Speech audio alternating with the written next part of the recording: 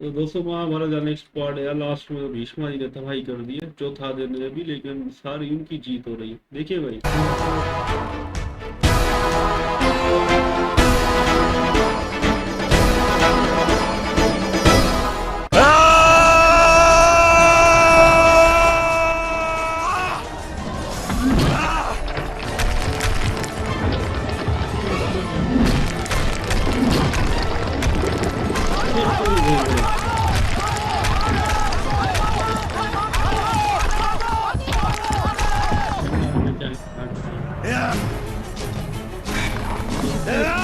चल रहे।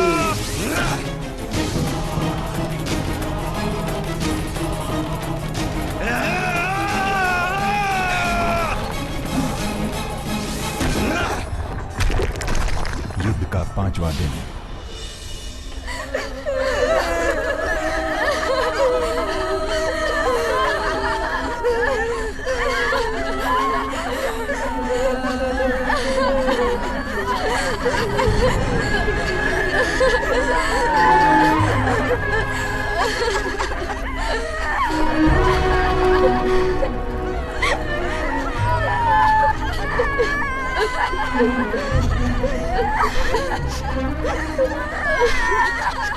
क्षितिज तक शत्रुओं की चिताएं जल रही हैं महाराज।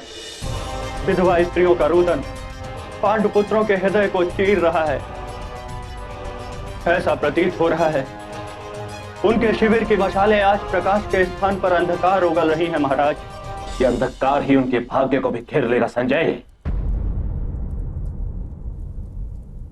दाक्षरी का प्रतिकार करने की शक्ति तो स्वयं भगवान इंद्र में नहीं।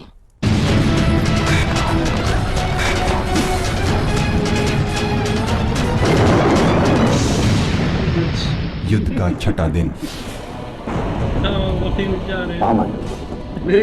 पांडव सेना 3 अक्ष में रह गई। यदि आपने उनका विध्वंस कर दिया तो युद्ध समाप्त हो जाएगा। नहीं गुरु, ये युद्ध उस दिन तक समाप्त नहीं होगा जब तक युधिष्ठिर का वध नहीं होता, और मुझे युधिष्ठिर का वध करना ही होगा।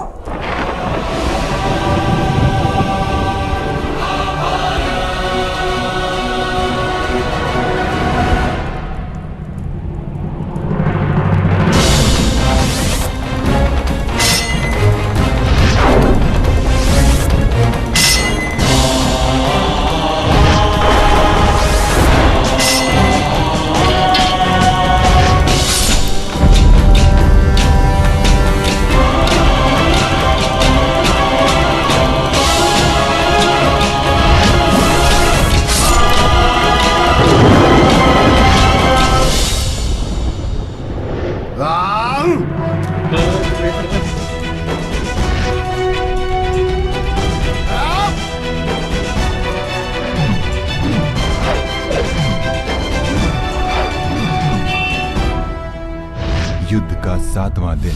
7 दिन पूर्व हमारे पास 7 अक्षौहिणी सेनाएं थी।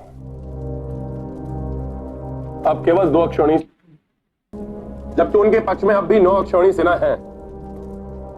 हमने कई बार पितामह पर प्रहार करने का प्रयास किया, किंतु असफल रहे।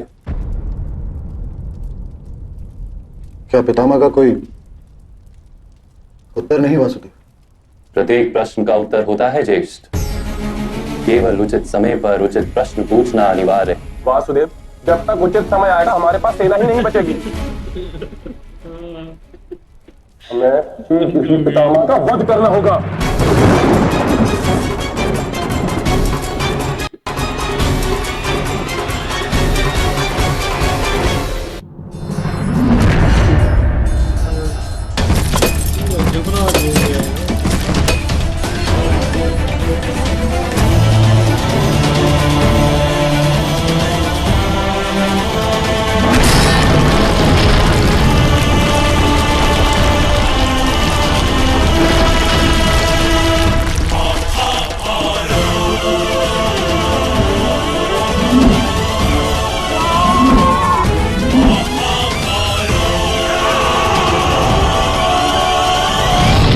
युद्ध का 8वां दिन। महामहिम के पराक्रम को देखकर सभी को आश्चर्य हो रहा है महाराज। इतने दिनों से ना ही इन्होंने कोई आहार ग्रहण किया है और ना ही निद्रा ली है, फिर भी इनके वृद्ध शरीर में इतनी शक्ति कहां से जन्म ले रही है महाराज?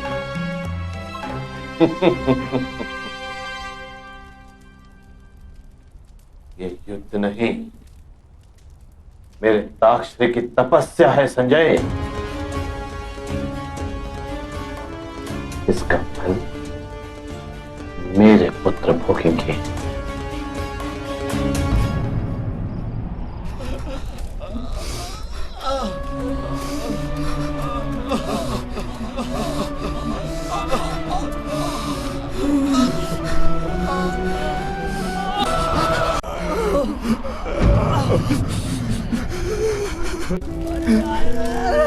ये क्यों खड़े हैं?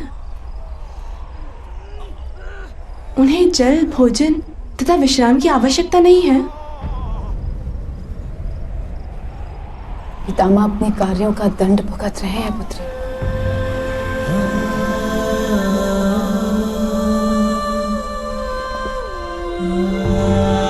इस रणभूमि में उनके हाथों जितनी बार मृत्यु होगी, प्रत्येक बार स्वयं पितामह को मृत्यु का अनुभव होगा। परंतु क्यों माता? उन्होंने ऐसा क्या कार्य किया था?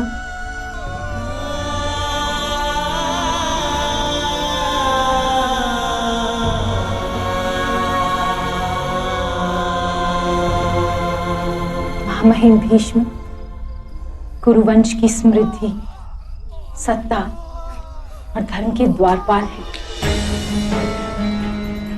किंतु मोह में घिरकर उन्होंने अधर्म, असत्य और प्रपंचों को हस्तिनापुर में प्रवेश करने दिया।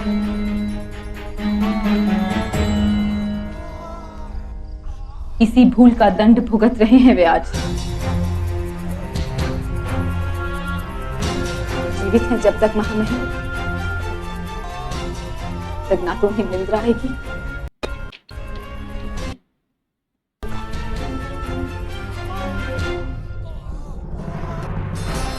युद्ध का 9वां दिन।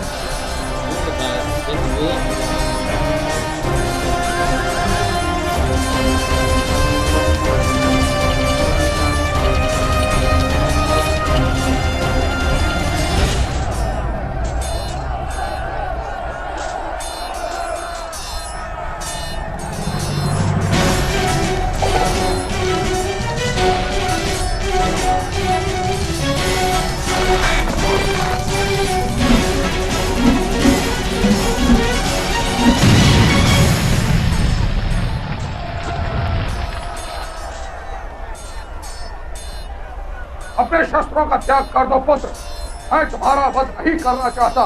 पितामह, मैं मृत्यु की इच्छा लेकर ही शिविर से निकलता हूँ। अवश्य आप मेरा वध कर सकते हैं, मैं सज्ज हूँ।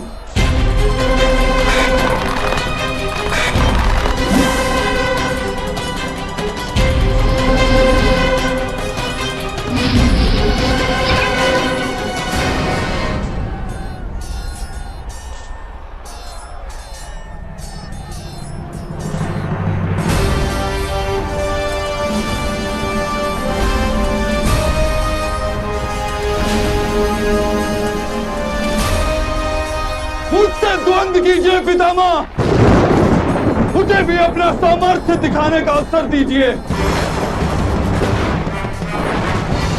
मैं इस रणभूमि में अपना सामर्थ्य दिखाने के लिए नहीं खड़ा हूं। युद्ध मेरा कर्तव्य है, मेरा पराक्रम नहीं। मैं विवश हूं अर्जुन। जो भी हस्तिनापुर के समक्ष शस्त्र उठाएगा, मुझे उसका वध करना ही होगा।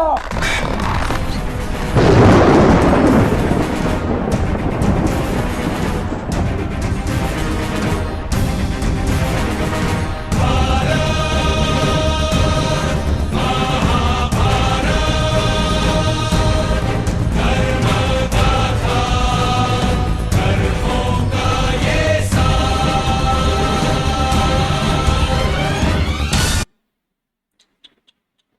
भीष्म जी भाई फुल अभी गुस्से में लग रहे हैं और बस बोलते हैं मैं वध करूंगा जो भी अब आएगा, बस बहुत सब्र कर दिया। और द्रौपदी जी ने भी बता दिया कि ये इनका दंड है, ना इनको नींद आएगी ना खाना मिलेगा, ये भुगतेंगे, इन्होंने धर्म का साथ दिया है ना। और खड़े भी चट्टान की तरह हैं भाई, अभी तक मतलब 8 दिन गुजर गए पर वही मैदान में ही है। और अभिमन्यु की बहादुरी को सलाम है भाई, जिस तरह आता है पितामह मारो, मैं आया इसलिए हूँ आपके लिए, चलो लगाओ। हाँ ये बस भीष्म जो भी आता है पहले उसको कहता है जाओ बच्चे हो, अरे लड़ने आया है तुम मुझसे लड़ो ना। कृष्णा जी का भांजा है, अर्जुन का बेटा है, इतना भाई योद्धा है बड़ा, तुम मुझसे लड़के तो दिखाओ ना। अभी भी बस हो हे चट्टान बड़ा भाई सबसे लड़ रहा है, अकेले खा भी नहीं रहा सो भी नहीं रहा, बड़ा शक्ति वाला है। इस मर्तबा भाई कृष्णा जी भी गुस्से में देख रहे थे भाई महाविष्णु को। इस मर्तबा तो योद्धा भाई बोलता जो भी आएगा मैं उसका वध कर लूंगा भाई। इस मर्तबा महाविष्णु है ना पूरे का पूरा राक्षस बन गया है।